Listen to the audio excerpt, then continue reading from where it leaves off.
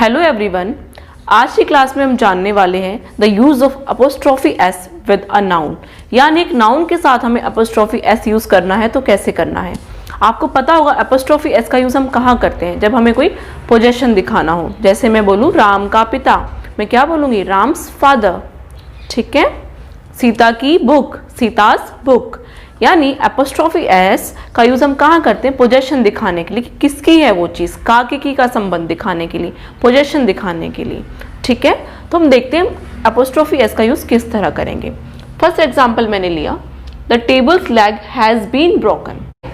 मैंने लिखा जो टेबल की लेग है वो क्या हो गई है, टूट गई है। मैंने यहाँ पे लिखा टेबल्स लेग, बट यहाँ पे टेबल्स लेग मेरा गलत होगा। यहाँ पे अपोस्ट्रोफी एस मैं यूज नहीं कर सकती हूँ। क्यों?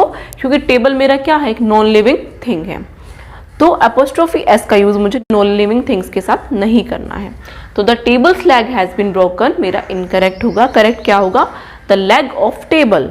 ठीक है, जब भी मुझे पोजेशन दिखाना होगा किसी नॉन लिविंग थिंग का, तो मैं द टेबल्स लेग नहीं लिखूंगी, इसकी बजाय मैं क्या लिखूंगी, द लेग ऑफ टेबल। ये मेरा करेक्ट होगा।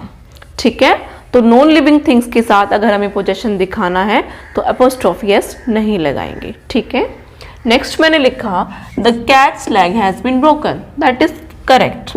कैट मेरी लिविंग थिंग है, the cat's leg has been broken. The boy's leg has been broken, तो वो मेरा करेक्ट होगा। ठीक है, नेक्स्ट मैंने लिखा he is a millionaire, he will not understand a rupees worth. ठीक है, यानी वो एक मिलियनेयर है, वो क्या करेगा, एक पैसे की कीमत नहीं समझेगा। यहाँ पे मैंने अपोस्ट्रोफी एस यूज किया है, बट यहाँ पे ये करेक्ट है।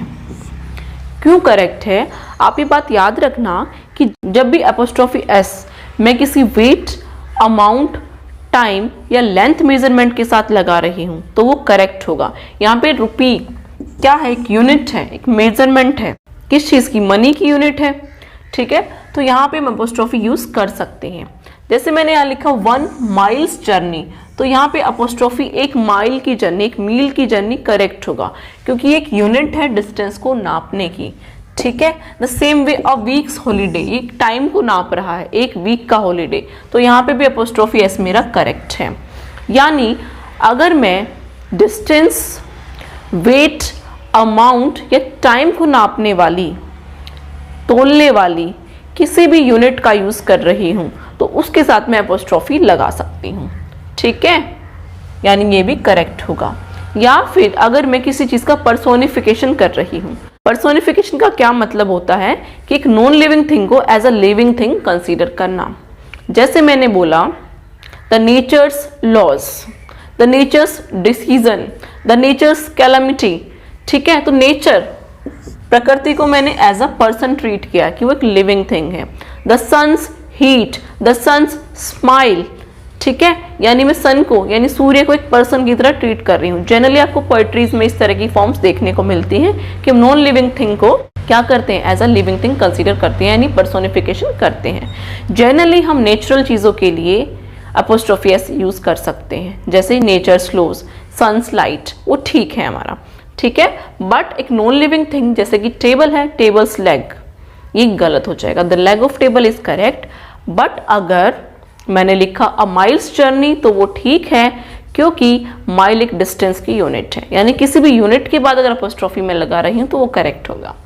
ठीक है, आगे आप देखिए, मैंने लिखा Tina is Sheena and Neena mother, यानी टीना क्या है, शीना और नीना दोनों की मदर है।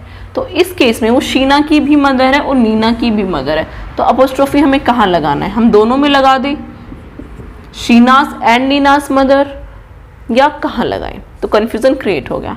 तो इस केस में जब हमारे पास दो नाउन हो और दोनों का पोजीशन एक ही नाउन के साथ हो, यानी टीना दोनों की माँ है, शीना एंड नीना दोनों की, तो हम लास्ट में अपोस्ट्रोफी लगा देते हैं। That is Tina is Sheena and Nina's mother. तो अंडरस्टूड हो गया कि वो दोनों की मदर है। नेक्स्ट सेंटेंस जैसे मैंने लिया, मैंने यहाँ लिखा Sheena and Neena father are coming here, यानी शीना के और नीना के पापा क्या है, यहाँ आ रहे हैं, यानी दोनों के फादर क्या है, अलग अलग हैं। आर से मुझे पता चल रहा है कि मैं दो लोगों की बात कर रही हूँ। शीना और रीना के फादर क्या है, अलग अलग हैं। तो मैं क्या लिखूंगी, शीनाज एंड नीनाज। जब मैं दोनों का अलग अलग पोजीशन दिखा रही हूँ तो मुझे दोनों के साथ अपोस्ट्रोफी एस लगाना पड़ेगा। बट यहाँ पे टीना दोनों की माँ थी तो मैं सिर्फ लास्ट में अपोस्ट्रोफी एस लगाऊंगी। बट यहाँ पे Sheena's father and Neena's father are coming, दोनों के फादर अलग अलग है, तो Sheena's father and Neena's father, ये मीनिंग इसका निकलेगा। तो मुझे दोनों के साथ अपोस्ट्रोफी लगाना पड़ेगा, ठीक है। हर mother in law behaviour is not good, यानी उसकी मदर इन लॉ का बिहेवियर कैसा है, अच्छा नहीं है। तो अपोस्ट्रोफी कहाँ लगाएंगे, हर mother in law. After that, यानी पूरे कंपाउंड नाउन के बाद मुझे अपोस्ट्रोफी एस लगाना पड़ेगा। हर mother in law's behaviour is not good, ठीक है। Corona virus spread has scared the whole world, यानी कोरोना वायरस के फैलाव ने पूरे वर्ल्ड को स्केयर कर दिया है, ठीक है। कोरोना वायरस स्प्रेड, तो मुझे अपोस्ट्रोफी कहाँ लगाना, मैं कह रही हूँ कोरोना वायरस का स्प्रेड, ठीक है। का वाला रिलेशन, मेरा पोजेशन वाला रिलेशन इनके बीच में है, तो मैं वायरस के बाद लगाऊंगी क्योंकि एक कंपाउंड नाउन की तरह काम कर रहा है कोरोना वायरस, तो एस मुझे इसके बाद लगाना पड़ेगा। सेम वे में मैंने मदर इन लॉ के बाद अपोस्ट्रोफी लगाया था, मदर्स इन लॉ नहीं लिखा मैंने इस केस में, ठीक है। जैसे हम प्लूरल बनाते थे हम क्या करते थे, मेन नाउन के साथ एस लगाते थे, बट अपोस्ट्रोफी एस मेरा नाउन के बाद लगेगा, कंपाउंड नाउन के एंड में अपोस्ट्रोफी में अपेंड करूंगी, ठीक है। जैसे कि कोई एग्जाम्पल मैंने लिया, the passer by death is still a mystery, passer by यानी जो राहगीर था उसकी मौत अभी तक क्या है, एक रहस्य है, ठीक है। पासर बाई एक कंपाउंड नाउन है, पासर बाई की डेथ यानी कंपाउंड नाउन के एंड में मैं लगाऊंगी apostrophe s. The passerby's death is still a mystery. अभी हम अपोस्ट्रोफी का यूज पढ़ रहे थे, ठीक है, तो मैं थोड़ा सा डिस्कस कर लेती हूँ। अगर प्रोनाउन के साथ भी मैं अपोस्ट्रोफी लगाना है तो हम कैसे लगाएंगे। यू का पॉजिटिव केस आपको पता है योर बनता है, ठीक है, तो योर का मेरा हो जाएगा योर्स, हर का हो जाएगा हर्स, इट का हो जाएगा इट्स, ठीक है। बट आपको एक चीज याद रखनी है, जब भी आप प्रोनाउन के पॉजिटिव केस में अपोस्ट्रोफी लगा रहे हैं तो ये कोमा साइन यहाँ पे नहीं आता है, ठीक है। It is simply yours, hers, its. अगर आप लिख रहे हैं इस तरह से तो इसका मतलब इट इज होता है, ये पोजेशन को ना दिखा के क्या सेंस देता है, इट इज। तो किसी भी प्रोनाउन का पॉजिटिव केस आप बना रहे हो अपोस्ट्रोफी एस लगा के, तो आपको ध्यान रखना this comma is not there, ठीक है। अपोस्ट्रोफी वाला कोमा नहीं होता, हम सिंपली एस लगाते हैं, इसमें अपोस्ट्रोफी एस नहीं आता है। हमने योर का योर्स बना दिया, दैट इज ट्रूली, हर का हर्स बना दिया, इट का इट्स बना दिया, ठीक है, ठीक है। हम कुछ और रूल्स देखते हैं कि अपोस्ट्रोफी हम कैसे कैसे यूज करते हैं। अगर मेरे पास किसी का नाम है, ठीक है, और नाम के एंड में ऑलरेडी स आ रहा है, ठीक है, जैसे टोटली या तो एस आ जाए उसके नाम में, जैसे कालिदास है एस आ रहा है, या फिर श की साउंड आए, गणेश, ठीक है, इस तरह के नाम कहीं भी आ जाते हैं तो हमें यहाँ पे डबल एपोस्ट्रोफी नहीं लगाना है, हम दो एस क्रिएट नहीं करेंगे, ठीक है। यानी ऑलरेडी एस की साउंड आ रही हो, श की साउंड आ रही हो, कालिदास हो गया, पीटर सैम्स हो गया, इस तरह के नाम है, अपोस्ट्रोफी हमें बनाना है तो सीधा हम अपोस्ट्रोफी का साइन लगा देते हैं, बस एस नहीं लिखते हैं। तो Peter Sam's poems are extraordinary, ठीक है, इसका मतलब पीटर सैम की पोएम्स, ठीक है। ऑलरेडी इससे पता चल रहा है कि पीटर सैम की पोएम्स की हम बात कर रहे हैं। जैसे मैंने लिखा गर्ल्स हॉस्टल, लड़कियों का हॉस्टल, तो मैं यहाँ पे दोबारा अपोस्ट्रोफी एस नहीं लगाऊंगी, ठीक है। ऑलरेडी मेरा वर्ड अगर एस में एंड कर रहा है तो मैं अपोस्ट्रोफी एस नहीं लगाऊंगी, मैं सीधा अपोस्ट्रोफी का साइन लगाऊंगी और छोड़ दूंगी, गर्ल्स हॉस्टल, गर्ल्स का हॉस्टल। सेम वे बॉयज कॉलेज, तो अपोस्ट्रोफी एस ना लगा के हम सीधा यहाँ पे अपोस्ट्रोफी का साइन लगाएंगे, बॉयज का कॉलेज। इसके अलावा जैसे मेरा नाम है, डिकेंस एक नाम है, गणेश एक नाम है, ठीक है। अभी ऑलरेडी जो नेम है वो एस से एंड कर रहा है तो डबल एस ना लगा के मैं यहाँ पे सिर्फ अपोस्ट्रोफी का साइन लगा दूंगी, जिसका क्या मतलब होगा, डिकेंस के नॉवेल्स, ठीक है। गणेश की बुक, ऑलरेडी श में एंड कर रहा है नेम मेरा, तो यहाँ पे मैं एस ना लगा के सीधा लिख दूंगी गणेश बुक, कालिदास बुक, ठीक है। इस तरह मेरे और भी नाम हो सकते हैं जो कि एस में या श की साउंड में एंड कर रहे हैं, तो उनके साथ हम अपोस्ट्रोफी एस ना लगा के सिर्फ अपोस्ट्रोफी का साइन लगा देते हैं। इससे हमारा ऑटोमेटिकली अंडरस्टूड हो जाता है कि हम पोजेशन की बात कर रहे हैं। इसका सेम मीनिंग है गणेश की बुक, ठीक है। इसके अलावा मेरे पास और भी बहुत सारे वर्ड हैं जो श यानी हिसिंग साउंड में एंड करते हैं, जैसे जीजस, पीस, कॉन्साइंस, गुडनेस, ठीक है। इस तरह के वर्ड्स के साथ भी मैं अपोस्ट्रोफी एस नहीं लगाती हूँ। अगर मैं बोल रही हूँ फॉर गुडनेस सेक, तो मैं सीधा बोलूँगी फॉर गुडनेसेस नहीं बोलूँगी, मैं बोलूँगी for goodness sake, that would be correct.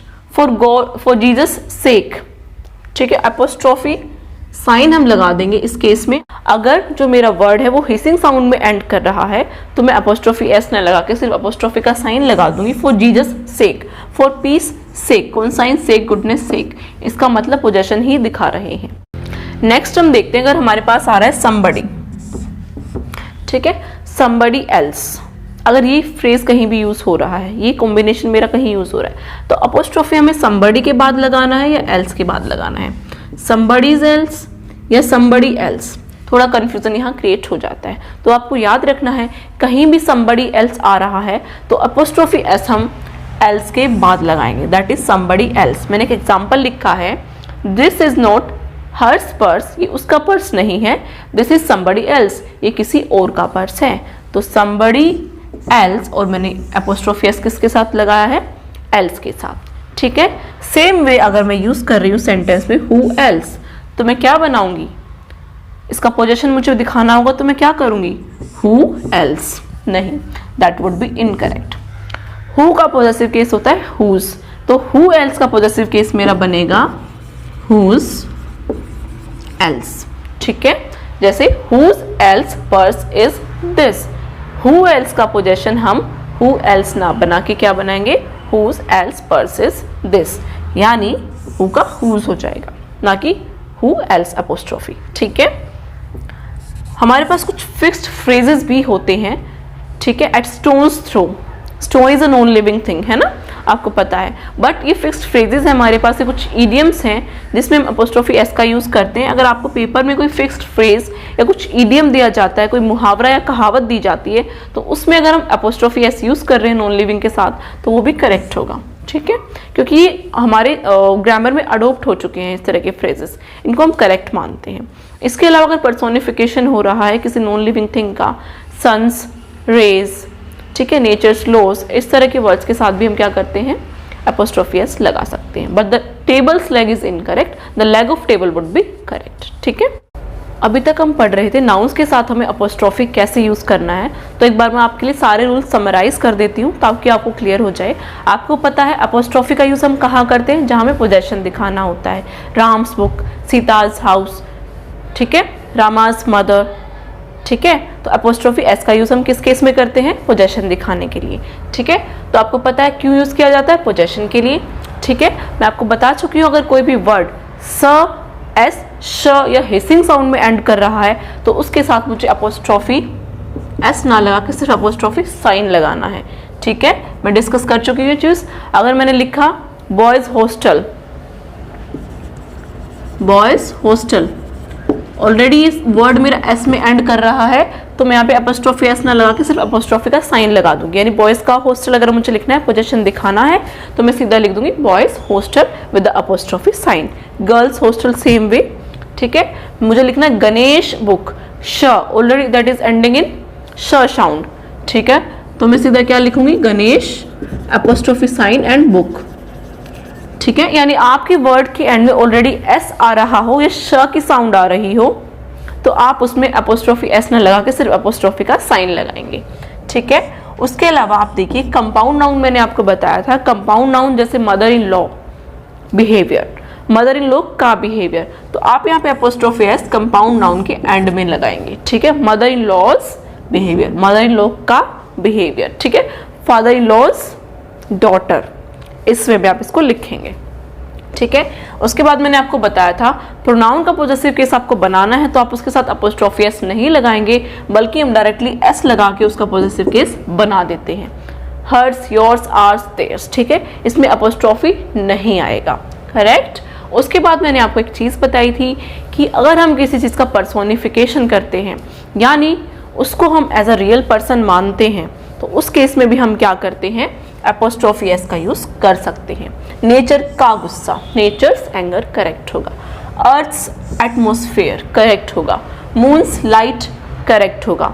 यानी जो मेरी नेचर से संबंधित चीज़ें हैं वो खगोलीय पिंड हो सकते हैं, प्लैनेट्स हो सकते हैं, उस केस में भी मैं क्या करूँगी, एपोस्ट्रोफी एस लगा सकती हूँ। ठीक है। इसके अलावा अगर मेरे पास कोई रिस्पेक्टेड चीज़ें हैं जैसे कोर्ट है, जूरी है, काउंसिल है, ठीक है, तो उस केस में भी मैं एपोस्ट्रोफी एस लगा सकती हूँ। यानी उनको एज अ पर्सन मैं ट्रीट कर रही हूँ, मैं रिस्पेक्टेड चीज़ों के लिए भी एपोस्ट्रोफी का यूज़ करती हूँ। जैसे द जूरीज डिसीजन, ये करेक्ट होगा। The decision of jury is also correct, ठीक है, तो वो भी ठीक है। द कोर्ट्स समन, कोर्ट्स के समन, तो हम यहाँ पे एपोस्ट्रोफी एस लगा सकते हैं। या द समन्स ऑफ कोर्ट, वो भी करेक्ट होगा। तो इस केस में अगर मेरे पास कोई रिस्पेक्टेड चीज़ है तो हम उस नाउन के केस में भी क्या करते हैं, एपोस्ट्रोफी एस लगा सकते हैं एज ड्यूटीज कॉल। ठीक है, ओके। नेक्स्ट चीज़ हम देखते हैं, अगर मेरे पास कहीं सेंटेंस में डबल एपोस्ट्रोफी आ जाता है तो मुझे क्या करना है। अगर सेंटेंस में कहीं भी डबल एपोस्ट्रोफी आ जाता है तो आप उसको एलिमिनेट करेंगे। कैसे करेंगे, यहाँ मैंने लिखा company CEOs mother has come, company के सीईओ की मदर आ गई हैं। ठीक है, तो इस सेंटेंस में मैं डबल एपोस्ट्रोफी यूज नहीं करूंगी। डबल एपोस्ट्रोफी आपको यूज नहीं करना है। इसके बजाय आप क्या लिखोगे, the mother of company's CEO has come, the mother of company's CEO has come. Double apostrophe को आप हमेशा हटाएंगे, उसके बजाय आप ऑफ का यूज करेंगे। आप सीधा लिखेंगे तो मेन सब्जेक्ट मेरा है उसको पहले लिखेंगे, the mother of company CEO has come.